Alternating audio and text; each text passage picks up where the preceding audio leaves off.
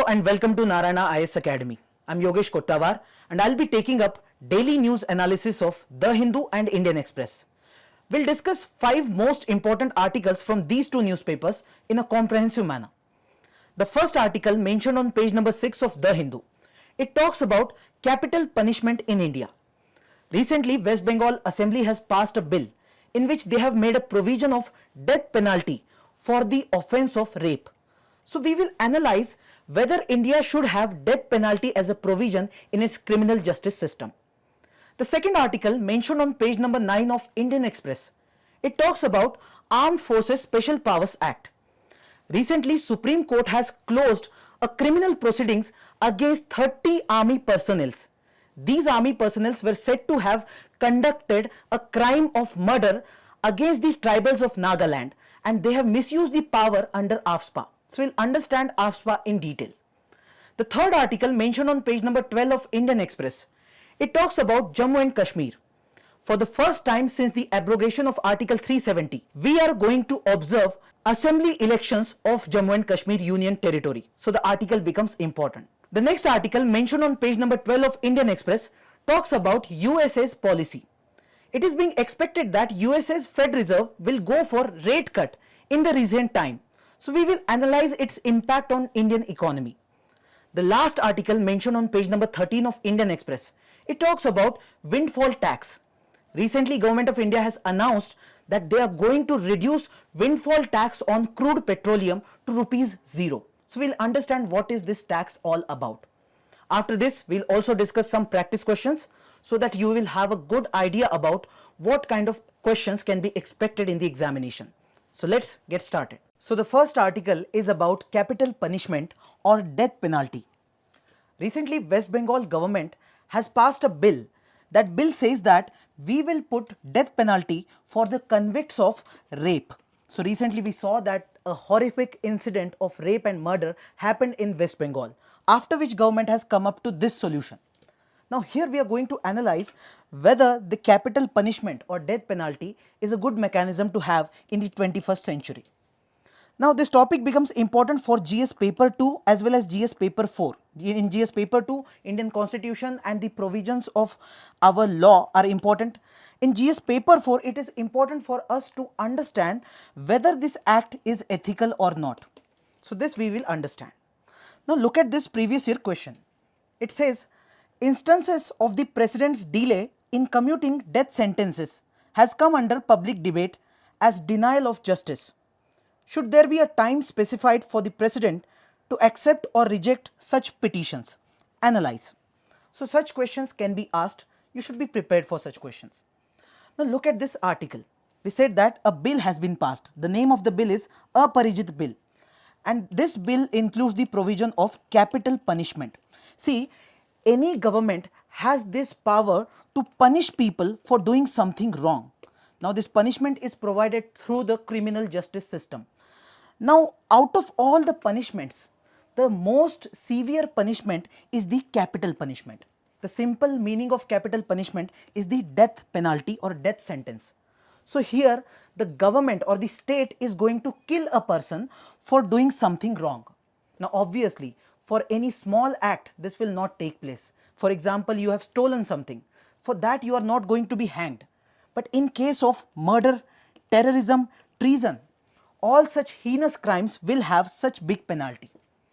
Now if we talk about the historical angle of it, it is not something new that is happening. If you go back to the ancient time period, the capital punishment started in the ancient time itself. So if you go back to the European region where it actually started, for example, this king of Babylon in the 18th century BC, he started this capital punishment. Then you can see ancient Greece and ancient Rome. There also capital punishment was very common. But see, they were not hanging people. Normally we hang, but at that point of time there were different methods. For example, crucifixion, drowning and burning alive. Crucifixion, if you remember the image of Jesus Christ, his hand was nailed on that cross. So that process is crucifixion. That used to happen. Then drowning people. So people were put in a river or anything and they were drowned and people were burnt alive. these were the mechanisms used for capital punishment or death penalty. Now this thing changed by the 10th century AD. This is the medieval time period in which Britain came with an idea that instead of going for such barbaric acts, we will go for hanging the person. So Britain started hanging people. Now interestingly, because Britain has ruled over India, later on the same practice even came to India. So even Indians hang others. Now if you go to this modern time period, that is somewhere around 18th century, many scholars, many thinkers came into picture who started saying that we should not have this capital punishment at all, because state cannot give life to anyone. So state should not take away life of any person too. So here you can see this thinker called Cesar Beccaria. He was the most influential and most important scholar who led this movement called abolitionist movement. Abolitionist means they want to abolish capital punishment from the entire world. Now if we see the data of 2023, out of all the countries, 112 countries, these many countries have already abolished this practice of capital punishment. And interestingly, if you come to South Asia, you will see that Nepal and Bhutan, these are the two countries who have already abolished this death penalty practice. And if you look at Maldives and Sri Lanka, in their laws the practice is there, but in reality they do not go for any execution as such. So you can say even in South Asia many countries have already abolished this practice of capital punishment because they consider it as a barbaric act altogether and it should not be done in this modern time period. Now if you look at India, in India the practice still exists, but the practice exists in the rarest of the rare case. That means will not provide capital punishment in normal cases, only if the case is very rare. In that case, Supreme Court will go for this action. Now there are two sides of the coin. There are two sides of the argument. There are some people who argue that there should be capital punishment, and there are some who say that there should not be capital punishment altogether. So we'll understand both sides of the argument. First, those who support this capital punishment. They say that if a person is committing a heinous crime, then justice, the idea of justice says that there should be eye for an eye. If you throw a brick on me and my eye is gone, in that case I should go for the same action towards you. So this eye for an eye principle is also named as retribution principle. So these people say that this should be the real justice in society. Second idea is of deterrence. Deterrence means there should be some kind of a fear in the minds of offenders. Let's say I have done something wrong. If I do not have any kind of fear, I'll do it again. So there should be some deterrence. So if you hang people, if you go for capital punishment, there is a chance that many other people will have that fear and they will not do such act again in life, or no other person will do this act. The next is about the victim's family's role. If you take the example of Nirbhaya case, in which the lady was raped and murdered, here whatever kind of justice you provide, will the family of the victim accept it? That's a questionable thing. Here the family expects the judiciary to come up with only this capital punishment. No other punishment can be the right justice for them. So we are thinking about their family. Next is prevention of recidivism. Recidivism means re-offense. Many people, what they do, if they do not get any kind of punishment or they are getting very low punishment, in that case they will go for the same offense again. So we are saying they should have deterrence as well as we should prevent this re-offense, and for that if you give death penalty, the person cannot go for the re-offense at all. The chance is not there. And at last, the argument is there is cost to the taxpayer. If you put such person in the life imprisonment, the person will have to eat something, he needs at least basic infrastructure, and for that government will have to spend the money, and the money comes from the taxpayers. Why should we pay for the life of these criminals? Instead, we should directly give them death penalty. Now these are all the arguments supporting capital punishment. Now let's see the other side who are arguing against it. First of all, there is moral and ethical concern. We are saying that when you are giving death penalty, it is simply a murder by the state. So state is also going for murders, which is morally incorrect, morally irresponsible act. Second, there is risk of wrongful execution. See, even if we have judiciary and all, we have police, we have investigating mechanisms, still we know that there are some problems or lacunas in our system. We cannot say that we have a very robust and strong system. So there are possibilities that a wrong person or an innocent person gets executed because of these provisions. And what happens is that even after some years you come to know that the decision was wrong, you cannot reverse the death of that person. So that's why we are saying we should consider this capital punishment again. Then there is a failure of deterrent. Now lastly we said that there should be a deterrence in the society. But there is no evidence, till now we do not have any evidence or any empirical evidence or scientific evidence which claims that if we have capital punishment then 100% there will be lesser crime rate. Rather there is something else to see, that there are many countries who do not have any such capital punishment. Still they have very low crime rate. That means there is no relation of deterrence and the crime rate as such. Then moving further, there is a chance of discriminatory application. If you look at the maximum number of cases, in most of the cases you will see that the victims or even those who are getting accused, they come from the vulnerable background, they come from the lower caste or lower class. So here we are saying that there is a possibility that the application of these laws or these provisions will be very much discriminatory and will be applied to this vulnerable population. And at last, this idea is completely against reformation. See, if you ask why do we need this kind of a punishment system or this kind of judiciary, we want that the society should become better. Now here, if a person has done something wrong, if you directly eliminate that person, kill that person, that is not a right idea. If you give that person a chance to reform, maybe he will reform and he will also become a good citizen.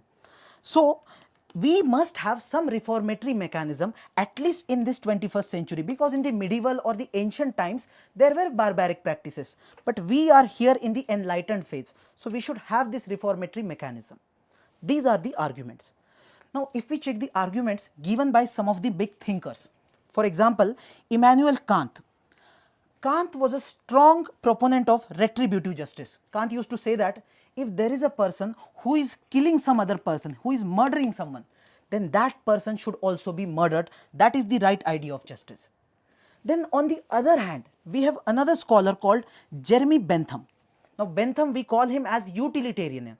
Utilitarian means he says that whatever policy government comes up with, that policy should focus on maximizing happiness of maximum people. So for example, if government is bringing any policy, for example government is bringing farm bills or anything, if that bill is going to benefit maximum number of people living in India, then that policy is a good policy, that is a morally correct policy. So here Bentham says that instead of capital punishment, rather we should go for life imprisonment. That is a better idea. And there is another scholar who comes up with a different idea altogether. His name is Cesar Beccaria. He says that neither this capital punishment effective deterrent nor it is morally justifiable, because killing someone in itself is immoral act, even if it is being done by the state itself. So these are the three different dimensions to look at this capital punishment. Now moving forward, if you look at Mahatma Gandhi's view, because he is the most important philosopher when it comes to India, he used to say that you should hate the sin and not the sinner. Gandhiji used to say that if a person has done something wrong, let's say his action is wrong, then you should hate this particular action and not the person himself. Maybe the person is very ignorant, he doesn't have knowledge, and that's why he is doing it. So you should actually consider action as wrong and give that person a chance to reform. So Gandhiji talks about Hriday Parivartan. So that's why here we see the idea of abolishing capital punishment. Now if you have looked at all of these angles, let's come back to the legal mechanism that exists in India. So in India, we already have capital punishment under Indian Penal Code and different laws also. If you look at Indian Penal Code, it says that death penalty will be provided for waging war against the state, for murdering, for abetting mutiny, for giving false evidence which leads to an innocent person's execution, and for rape of a minor person under this POCSO Act. Then there are some other laws too. For example, Narcotic Drugs and Psychotropic Substances Act. Then there is Unlawful Activities Prevention Act. These laws also provide for death penalty. Now, if you look at some of the Supreme Court judgments, one famous judgment is in 1980, Bachchan Singh versus State of Punjab.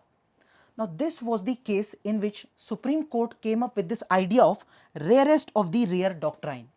Supreme Court said that we will give capital punishment but only in the rarest of the rare case and not in any normal case. So this is very important. Now second case is of 1983, Machi Singh versus State of Punjab. Now here Supreme Court has provided detailed analysis of how we can reach out to that rarest of the rare case. So court provided 5 different categories of cases exactly in which you can go for this capital punishment.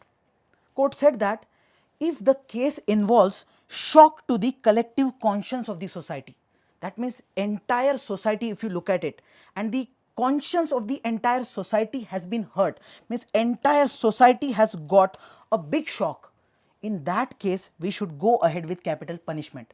Now the example could be the 26/11 attack on Mumbai or Parliament attack by Afzal Guru. These could be the examples we can say that they have shocked our collective conscience. Now if we look at the views of Law Commission on this, Law Commission in 1967 came up with a report and said that we should have capital punishment. There is nothing wrong with that. And in 2015, with its 262nd report, Law Commission said that we should try to abolish this practice and we should have capital punishment only in few cases. Which cases? In case of terrorism and in case of waging war against the state. So only in these 2 cases there should be capital punishment, otherwise it should not be there. So if we want to come to a conclusion, we can say that India should move forward towards abolishing death penalty, considering that the human rights are very much important and we should have a more humane society, especially considering the 21st modern society. So the next article is about Armed Forces Special Powers Act, that is AFSPA. Now this is in news because Supreme Court has recently closed criminal proceedings against army personnel. See, in the year 2021, Indian Army was conducting an operation in the region of Nagaland. Now they wanted to kill some militants, but mistakenly they killed some civilian or tribal population of Nagaland. Now here a case has been registered against these 30 army personnel for killing civilian population. And these army personnel killed people with their power of AFSPA, that is Armed Forces Special Powers Act.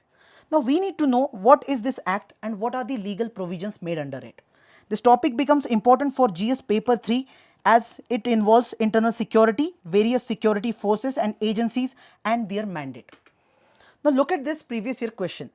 It says human rights activists constantly highlight the fact that Armed Forces Special Powers Act 1958 AFSPA is a draconian act leading to cases of human rights abuses by security forces. What sections of AFSPA are opposed by the activists? Critically evaluate the requirement with reference to the view held by Apex Court. So here you need to specifically mention the sections of AFSPA. So you must know about it specifically and also some of the judgments given by court. Now moving ahead, what is the context? We said that in the year 2021 this case took place, after which a criminal case was registered against the 30 army personnel. And after that the Union Home Ministry said that we are not going to allow any prosecution against these army personnel. Why? Because there is an act called Armed Forces Special Powers Act and there is section 6 which says that if Union central government does not provide the sanction, then prosecution cannot take place. Now first of all, what is AFSPA? How this law came into picture? See, this is an act of parliament It was brought in the year 1958. But there is a history. That history is of British era. You see, in the year 1942, India had gone for Quit India movement. At that time, British government wanted to curb this Quit India movement. For that, they decided that we'll give immense power to the armed forces, that is their army. That power was somewhat like this, that they can arrest anybody without any warrant, they can kill anybody, and there will not be any prosecution against this army personnel for doing this act. So this kind of power was given by the government of that time in the form of an ordinance. Now after 1947, that is after the independence, Indian government, instead of removing such provisions, rather came up with an act in 1958, and that act was focusing on the insurgency in northeast. See, Indian government observed that the northeastern part of India was very much unstable, and to maintain the stability, the basic law and order, government required to take some very harsh actions. Government required to go for providing some very powerful provisions for the army personnel. Now army was given power to ensure that basic law and order is maintained. So here if you see the present scenario, at this moment this AFSPA is enforced in Jammu and Kashmir, Assam, Manipur, Arunachal Pradesh and Nagaland, considering that there are some disturbed areas in these particular regions. Now this act is enforced by Ministry of Home Affairs. Now moving ahead, what are the key provisions given under AFSPA? First of all, there is some region which is declared as disturbed region. Now once a region is considered as disturbed, then you can send your army and the army will have entire power which is given under this act. But first of all, who is going to declare one particular area as disturbed area? Now this power is there with the central government, then governor of the state and the administrator of the union territory. Apart from these three authorities, nobody can declare any area as disturbed area. Okay. Now what are the powers exactly given under this act? First of all, army can go and search without warrant. They can get into your house, search anything, even if they do not have any kind of warrant. They can even destruct your property. Let's say army thought that there is a militant who is taking shelter in a particular region. So they can use grenade and destroy entire property. They can arrest any individual just because they have a suspicion, and not just arrest, if required they can go for firing. So that means they can even kill any person if required. See, such powers are given because the situation itself is very disturbed. You see, if there is anarchical condition, any person is killing any other person. Let's say the situation in Manipur at this moment. Such chaotic and anarchical situation requires state to go for such harsh action just to maintain basic law and order. Now this act also mentions under the section 4 that there will not be any prosecution of any army personnel even if he goes for killing that person. That means you are saying you can kill anyone. Such authority has been provided. Now obviously there will be debate when you are providing such heavy powers to the armed forces. So there are some people who argue against AFSPA, there are some who support it. Now those who are supporting, what do they say? They say that when there is a problem of terrorism or problem of insurgency, we require a law which is very harsh because we want stability in the region. Insurgency means there are some people who are trying to wage a war against the state itself. So entire state system, state machinery, they want that it should collapse. So for example, you can talk about Naxalites. They are going for insurgency. So for that, such powers are required. Then we want that the security forces should have enough powers to act swiftly. If in case they are taking an action and after few years there will be prosecution against them in the court of law, do you think that personnel will act without fear? No. So to act swiftly, we require such powers. And there is a role of constitutional validity. There was a case in 1997, Naga People's Movement for Human Rights versus Union of India. In this case, Supreme Court upheld this law, said that AFSPA is necessary. Although Supreme Court provided some guidelines that you should not use it whimsically, rather you should ensure that these disturbed areas, when you are declaring it, After declaration, you should review after some time. You should not put it as disturbed area for a very long period. Then you should use minimum forces. And third, central government, while taking this decision, they should consult state governments too. So first of all, this AFSPA has been upheld by Supreme Court, but there are guidelines definitely. Now there is another side wherein people are arguing against AFSPA. They say that we should repeal this law altogether. What do they say? First of all, law and order is the responsibility of state governments and not the central government. So when you are saying it is state government's authority, you are curbing the state's autonomy altogether, because union government is coming up with this idea that this area is disturbed area, will send the army. So this is questionable. Second, excessive use of force. See, already the area is disturbed and you are using excessive force. What will happen? People will get more angry and this will further escalate the tension in that region. Third, what about the civil liberties or fundamental rights of people? If you look at Article 21 of the Constitution, it provides right to life to every person. I have right to life, nobody can kill me. But this law is allowing army personnel to kill a person. Then we have Article 19, which talks about freedom of movement. A person can go from one region to another region. But when army is using AFSPA, they may stop you from that particular movement. They can detain you. They can put you under their arrest. So these fundamental rights are directly violated because of AFSPA. Then what about the accountability? If any person is killed by any other person, let's say an army person is killing any other person whimsically, what about the accountability of the government or that army personnel? If you say that the person is completely allowed, then he will definitely kill anyone. And there are some evidences of abuse also. So there was a commission called Hegde Commission, and there are many NGO reports who claim that there are some extrajudicial killings. That means army personnel are killing civilians too while killing these other militants. So we need to consider this issue again. And what about international law? Now if you look at United Nations Universal Declaration of Human Rights or International Covenant on Civil and Political Rights, they clearly mention that we should not have any such authority in the hands of state where state is killing people. So we are saying if we want to align ourselves with the international law, we should remove this provision of AFSPA altogether. Now moving forward, if we want to reform, then what are the recommendations? Now one recommendation comes from this Jeevan Reddy Committee of 2004. They said that we should remove AFSPA altogether, but bring some of the provisions of AFSPA in this Unlawful Activities Prevention Act 1967.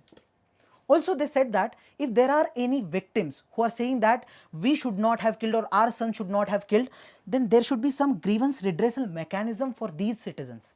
Okay. Then second recommendation comes from second ARC, Administrative Reforms Commission. They also said that we should remove this particular act. And third, Santosh Hegde Commission. They said that we should review this AFSPA after every 6 months, and there should be more accountability, more transparency, because that is the job of government to ensure. So the next article is about Jammu and Kashmir. We are going to observe Jammu and Kashmir State Assembly elections. Now it is not a state, rather it is a union territory. So union territory assembly elections in Jammu and Kashmir will take place this year. Now this is for the first time since 2019. Why we are talking about it? Because in the year 2019, Article 370 was abrogated and the status of Jammu and Kashmir was completely changed. Earlier, Jammu and Kashmir was a state and now it is a union territory. So these elections are very important and the topic is also very important. We'll understand Jammu and Kashmir Reorganization Act of 2019, which changed all these status, and Article 239. Now it is important specifically for prelims as well as mains. In GS paper 2, you will see Indian Constitution and its significant provisions. So this Article 239 is a significant one. Look at this previous year question. It says, discuss the essentials of the 69th Constitutional Amendment Act and anomalies, if any, that have led to recent reported conflicts between the elected representatives and the institution of Lieutenant Governor in the administration of Delhi. Now just like this question is focusing on Delhi, there can be a question of Jammu and Kashmir. do you think that this will give rise to a new trend in the functioning of the Indian federal politics? Okay. Now look at the context of the news. We said that there is assembly elections going to take place in the year 2024, and this is happening for the first time since 2019. Now if you look at the year 2019, Government of India had brought this particular act, Jammu and Kashmir Reorganization Act 2019. Before that, Jammu and Kashmir was a state just like any other state like Maharashtra, Karnataka, Tamil Nadu. But with this act, the Jammu and Kashmir as a state was divided into two different UTs. One is Jammu and Kashmir, another one is Ladakh. Now these became union territories. That means they will now be administered more by the central government. That means the power of central government will be more. But when you are a state, the powers are there with the state governments too. Now there is a difference. Even the union territories are of two different types. One is a union territory having its own assembly, and there is another one which is not having its assembly. So if I talk about Jammu and Kashmir, it is a union territory having its own assembly. So there will be elections, there will be MLAs elected. But in case of Ladakh, there is no assembly as such. So there are no MLAs when it comes to Ladakh. Okay. Now if we focus simply on Jammu and Kashmir, these MLAs are now going to get elected because elections are going to take place. Now here these MLAs, when they form this assembly will have some power to make laws on the state list subject, just like any other state. But there is a difference because it is a union territory. So some powers are taken over by the central government or parliament. So when it comes to matters of land, public order or police, on these subjects, maximum states, they can go for laws on these subjects, but Jammu and Kashmir cannot make laws on these subjects. Apart from that, if you look at the financial control, the Jammu and Kashmir Assembly does not have much financial control. If they want to bring any financial bill, and if that bill involves some kind of financial obligation of the state, in that case, they first need recommendation of the Lieutenant Governor. And Lieutenant Governor is nothing but an administrator who is appointed by the President of India. That means the central government has more power over here. Then there is Council of Minister. There is government, there is Council of Minister. But the role of this Council of Minister is very much advisory. So again, the power of LG is very high, and this elected government will have lesser role in the governance. Now, if you look at the constitutional article, article number 239, which specifically talks about union territories having assembly or any other union territories. It says that these union territories will be administered by the President of India. You may get a question on this, who administers? President administers. But President does not directly administers it. He or she administers through Lieutenant Governor or Administrator. Okay. Now there is an amendment which brought this article 239A. This was brought in specifically for Puducherry. And similarly another 239AA. This was brought in for the National Capital Territory of Delhi. Now there is one more article, article 239AB. Now this is one of the most important one. It says that even if there is assembly, even if there is elected government in union territories, the President has the power to suspend the functioning of UTs. So it's like they can go for President rule in the union territories if they feel that the constitutional breakdown has took place in this region. So this is a very powerful article, we can say. The next article is about US Fed Reserve. It is being expected that US's Fed Reserve may go for rate cut, and this rate cut will have broader implications on Indian economy as well as world economy. So we'll understand what is US Fed Reserve, what is their monetary policy. And this topic is important for prelims specifically, because in prelims many a times trends are asked, or many a times conceptual questions are asked which focus on the impact one thing has on the other. Now look at this previous year question. If the RBI, Reserve Bank of India, decides to adopt an expansionist monetary policy, which of the following would it not do? First, cut and optimize the statutory liquidity ratio. Second, increase the marginal standing facility rate. Third, cut the bank rate and repo rate. Now to answer this question, you should first know all these terms. You should know this monetary policy and what this monetary policy exactly does. All of this once you know, then you can answer such question. Okay. Now look at the context of the news. We are talking about United States of America and specifically Fed Reserve. Federal Reserve. It is nothing but the Reserve Bank of America. You can compare with RBI. So RBI in India is the bankers' bank. It is the highest apex authority when it comes to financial institutions. Now RBI has key role to play in monetary policy. Now when we say monetary policy, we are talking about the monetary decisions that are taken in India. For example, we have to maintain a fixed inflation in India. We have to maintain some money flow in India. And all these decisions are taken by Reserve Bank of India. How much money flow will be there, if we want to reduce that money flow or increase that money flow. When we say inflation, inflation means the prices that increase. Usually, let's say for example, tomato is at 10 rupees per kg. After some time, it becomes 30 rupees per kg. So we are saying inflation is increasing, right? So all these things are maintained by Reserve Bank of India, and to do that, they will come up with monetary policy and they will take some actions. They will say that we have repo rate or interest rate. We will increase that or reduce that depending on the necessity. Now, just like Reserve Bank of India, USA has Federal Reserve, and that Federal Reserve will also have similar kind of policies. Now, this Fed Reserve can decide what will be the interest rate, or what we call it as federal fund rate. Now, what happens? Please understand the mechanism.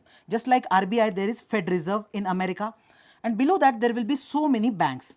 Let's say these are commercial banks in America. Now, just like India, in America also there is a provision that these banks should have some reserve amount allocated to Fed Reserve.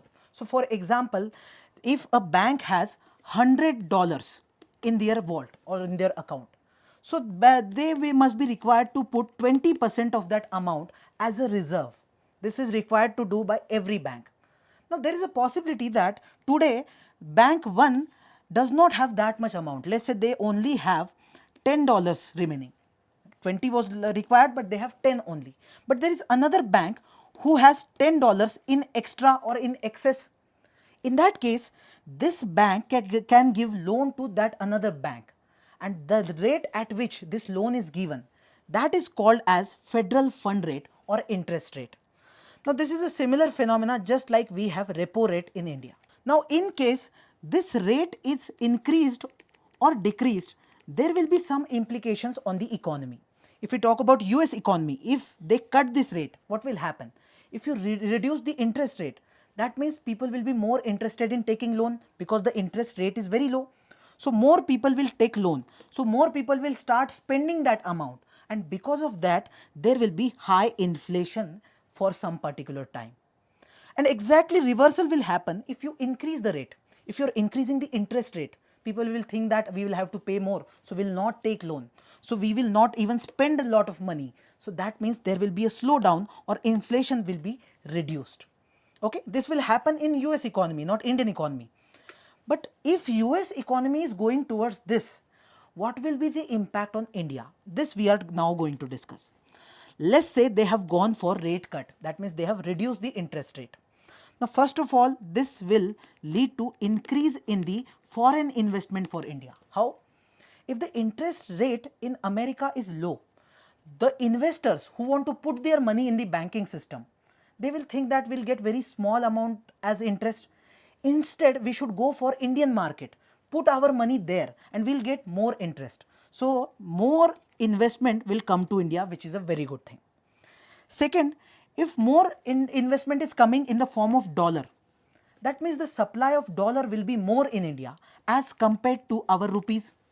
So this demand supply decides what will be the price. For example, today if $1 is equal to 80 rupees, if the dollar increases, then it may become $1 is equal to 50 rupees. It's a good thing, you will say it is a good thing that our rupee is becoming stronger, but it will have different impact also. For example, earlier if you were buying something from abroad, for example you were buying some mangoes from America. So earlier you used to pay $1 for those mangoes. So $1 means you had to pay 80 rupees. But now instead you are paying just 50 rupees. So you will say it's a good thing, we are paying less amount for our imports. But what about the exports? Because when you are selling something, at that time what amount you will get will be lesser as compared to what you used to get earlier. So we are saying export will be affected badly, import will be relatively good. Then what about the government bond yield? See, government comes up with some bonds. It's kind of a loan instrument. Now US bond, if the interest rate is reduced, then people will not show much interest in US bonds, rather they will come to Indian bonds. Okay. Now these were all about the rate cuts. Now in case US Fed Reserve goes for increasing the rate, in that case exact reversal will happen. Instead of more investment coming to India, rather more money will go to American economy. So this is not a good situation for India. Second, instead of our rupee becoming strong, it will become weaker. So $1 may now become 100 rupees. So now this will be good for our export, but this is not good for our import, because for the same amount of mango, now we'll have to pay 100 rupees instead of 80. So this is not good for us. Then government bond yield. Now if US government is paying more interest, why would someone spend money on Indian government? So bond yield will be higher when it comes to US. So the next article is about windfall tax. Recently Government of India has said that we are going to reduce windfall tax on crude petroleum and it will be reduced to 0. So this topic is important as we need to know what is windfall tax. This can be asked in your prelims examination. Now look at this previous year question. It says, with reference to India's decision to levy an equalization tax of 6% on online advertisement services offered by non-resident entities, which of the following statements is or are correct? First, it is introduced as a part of Income Tax Act, and second, non-resident entities that offer advertisement services in India can claim a tax credit in their home country under the Double Taxation Avoidance Agreement. And to answer such question, you should have a brief idea about such taxes. Now look at this tax which is in news. This is called windfall tax. Earlier government used to levy rupees 1850 rupees as tax on crude petroleum, and this was windfall tax. And now government is saying from 18 September onwards there will be 0 windfall tax on crude petroleum. First of all, what is mean by windfall tax?